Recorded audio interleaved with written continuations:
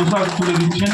খুব সুন্দর একটি মিষ্টি জ্যাকেট পূজ্য স্বামীজি মহারাজের আশীর্বাদ স্বরূপ সেই পোশাক তুলে দিচ্ছেন আমাদের শ্রদ্ধেয়া দিদি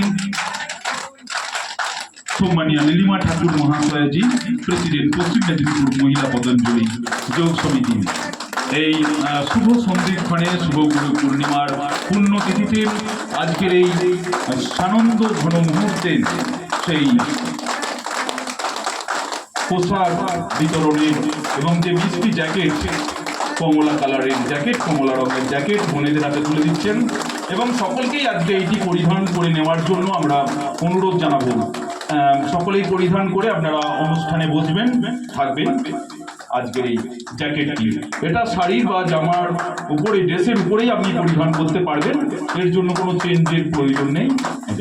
এর উপরেই যেমন যে ড্রেস পরে রয়েছেন, পোশাক পরে রয়েছেন, তার উপরে এই জ্যাকেট আপনি পরিধান করতে পারবেন।